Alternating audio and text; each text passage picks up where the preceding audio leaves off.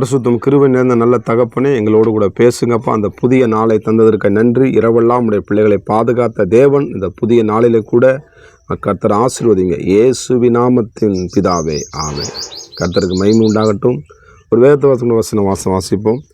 அப்போஸ்தலர் எழுதின 8ஆம் அதிகாரம், அதில் 16, 17 கூட வாசிப்போம். அவர்கள் பரிசுத்த ஆவியை பெற்றுக்கொள்ளும்படி அவர்களுக்காக ஜெபம் பண்ணி அவர்கள் மேல் கைகளை வைத்தார்கள். அப்பொழுது அவர்கள் பரிசுத்த ஆவியை பெற்றார்கள். பரிசுத்த ஆவியை பெற்றார்கள் என்று சொல்லப்பட்டிருக்கிறதே, என்ன பாஸ்டர் அப்படி கேட்குறீங்களா? ஆமே, சோதரன். தேவன் ஆவியாய் இருக்கிறார். தன்னுடைய ஒரே பேரான குமாரனாக இயேசுவை இந்த பூமிக்கு அனுப்பினார். இப்போ நமக்காக கொடுக்கப்பட்டிருக்கிறது பரிசுத்த ஆவியானவர். ஆமே, சோத்திரம். இந்த ஆவியானவர் என்ன பண்ணுவாராம்? ஆமே, சோத்திரம். நம்ம என்ன பண்ணுவாராம்? பலப்படுத்துகிறவர், நம்மளை திடப்படுத்துகிறவர். ஆண்டுடைய சீசன் பார்த்திங்கன்னா, அவன் என்ன பண்ணுறான்? மீன் பிடிக்கிறவனாக இருந்தாலும் கூட, ஆனால் இயேசு கிறிஸ்தன் கூட ஆனாலும் அவன் என்ன பண்ணுறான்? இந்த பரிசுத்த ஆவிக்கு அவங்க என்ன பண்ணுறாங்க? 120 பேர் என்ன பண்ணுறாங்க? காத்திருந்தார்கள். நமக்கு எதாவது காத்திருக்கிறோம், நம்ம எதாவது பெற்றுக்கொள்ளும்படி ஓடுகிறோம். நல்லது, ஸ்தோத்திரம். ஆனால் முக்கியமாக பெற்றுக்கொள்ள வேண்டியது, எப்படி ஒரு பழுவனுக்கு காத்திருந்தால் பறக்குமோ அதே போல் நம்முடைய வாழ்க்கையிலே பரிசுத்த ஆவி நம்ம இல்லாமல் இருந்தால் நம்மளால் ஒன்றுமே செய்ய முடியாது. நம்ம என்ன பண்ணுவோம்? பலன்ட்டு போவோம். நம்மளை பலப்படுத்துகிறவர் ஆவியானவர், நம்மளை திடப்படுத்துகிறவர் ஆவியானவர். நம்மளுக்கு என்ன பண்ண சரியான நம்ம டீச் பண்ணுற நல்ல ஒரு டீச்சராக, நல்ல ஒரு தேவனாக நம்மளுக்கு ரொம்ப ஆச்சரியமாக நம்மளை பரிசுத்த ஆவியானவரை என்ன பண்ணுவோம்? நீங்கள் பெற்றுக்கொள்ள வேண்டும். அதற்காக உங்களுக்கு வாஞ்சை வேண்டும். ஆமாம், கருத்துக்கு சும்மா என்ன பண்ண முடியாது. ஆமாம், சோதரங்க. பரிசுத்த ஆவியை என்ன பண்ண? ரெண்டாவது, துக்கப்படுத்தக்கூடாது. ஆனால் பரிசுத்த ஆவி நம்ம பெற்றுக்கொண்டிருக்கிறோம், சில நம்ம துக்கப்படுத்தக்கூடாது. அந்த பரிசுத்த ஆவி நமக்குள்ளே வரும்போது என்ன நடக்குமா? பெரிய ஒரு மாற்றங்கள் உண்டாகும். மாற்றங்கள் என்னம்னா, பேதுரு அதுக்கு முன்னாடி அந்த பரிசுத்த ஆவி பெறல. அந்த பரிசுத்த ஆவி அந்த பேதுரு தேவனுடைய தாசன் பெற்றுக்கொண்ட உடனே தைரியமாய் பேசுகிறான். பாருங்க என்ன நடத்துகிறான்? ஆமாம், இயேசுவை இந்த இடத்துல காட்டி கொடுக்கும் பொழுது அந்த இடத்துல பேதுரும் அந்த இடத்துல குளிர் காய்த்து கொண்டு இருக்கிறான். நீ அவரோடு கூட இருந்தவர் ஒருவர் தானேன்னு சொல்லும் பொழுது இல்லைன்னு சொல்லி என்ன பண்ணுறான்? பயந்து ஓடுகிறான்.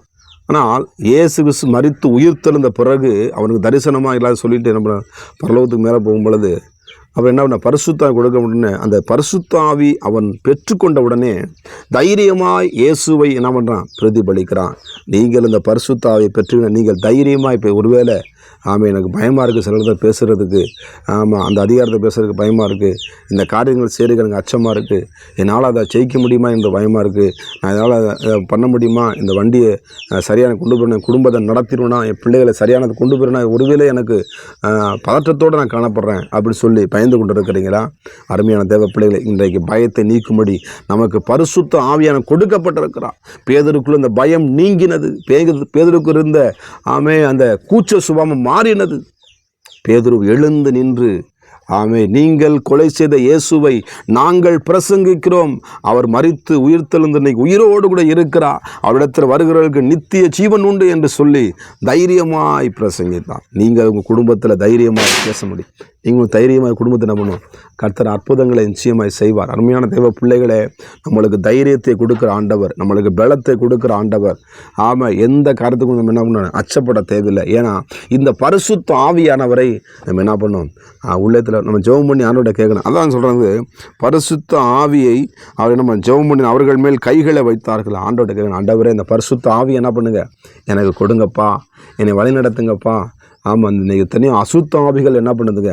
மனிதனை வஞ்சித்து கொண்டு இருக்கிறது. ஆனால் அந்த பரிசுத்த ஆவி உங்களுக்கு வரும்பொழுது பயங்கரமான கிரிகளை செய்வேன். ஆமே, 150 பேர் அந்த குடிந்தானா சிம்சோனுக்குள்ள கூட அந்த தேவ ஆவியானவர் அந்த சிம்சோனுக்குள் இறங்கின பொழுது பாருங்கள், பயங்கரமான தூணாக இருந்த அந்த பில்டியே தாங்கி கூட அந்த தூணை என்ன பண்ணார்?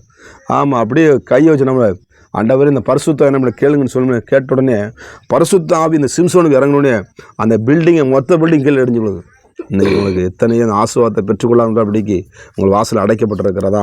இந்த பரிசுத்த ஆவியை கேளுங்க. ஒருவேளை அந்த பரிசுத்த ஆவி இறந்து போயிருக்க மறுபடியும் எனக்கு வேணும் சொல்ல, ஆனால் சிம்சோனுக்கு கொடுத்த ஆண்டவர் நமக்கும் தேவன் தருவார். எனக்கு தந்திருக்கிறார், உங்களுக்கு தந்திருக்கிறார். ஒவ்வொருவருக்கும் பரிசுத்த ஆவி கொடுக்கப்பட்டிருக்கிறது. அந்த பரிசுத்த ஆவியை கற்றுக்கொள்ளும் பொழுது நம்ம செய்கிறது என்னதென்று நம்ம உணர்த்துவார். நம்ம தப்பு செய்யும் பொழுது இது தப்புன்னு உணர்த்துவார். இல்லைன்னா என்ன பண்ண தப்பு நம்ம தெரியாது, நம்மோட என்ன பண்ணுவோம்? தவறுக்கு மேலே தவறு செஞ்சுக்கிட்டே இருப்போம். பரிசுத்தாவி சொல்லும் பொழுது தவறு என்ன பண்ணணும், செய்யக்கூடாது. பரிசுத்தாவி சொல்லும் பொழுது கெட்ட வார்த்தை நம்ம பேசக்கூடாது. பரிசுத்தாவி சொல்லும் பொழுது நான் நித்தியத்துக்கு நேராக பயணம் செய்வேன். நம்ம ஓடிக்கொண்டிருக்கிறோம், லக்கை நோக்கி நம்ம தொடர்ந்து கொண்டிருக்கிறோம். உங்கள் வாழ்க்கையில் நிச்சயமாக ஒரு ஆசீர்வாதத்தை நீங்கள் பெற்றுக்கொள்வீங்க. இந்த பரிசுத்த ஆவியானவர் கேளுங்க, நிச்சயமாக உங்களை ஆவியானவர் பலப்படுத்துவார். நம்ம சொன்னோமா, பரிசுத்தம் கிருபை நிறைந்த நல்ல தகப்பனே, பரிசுத்த ஆவியை பெற்றுக்கொண்டார் என்று வளர்த்தப்பட உங்களுடைய ஒவ்வொரு பிள்ளைகளையும் பரிசுத்த ஆவியானவர் குடும்பத்தை நிரப்புவீராக. அற்புதங்கள் நடக்கட்டும், தைரியமாய் பிள்ளைகள் பேசத்தக்கதாக தேவனுக்கு கிருபை உண்டாகட்டும். இயேசுவின் நாமத்தின் பிதாவே, ஆமென். God bless you. கர்த்தர் உங்களை ஆசீர்வதிப்பாராக.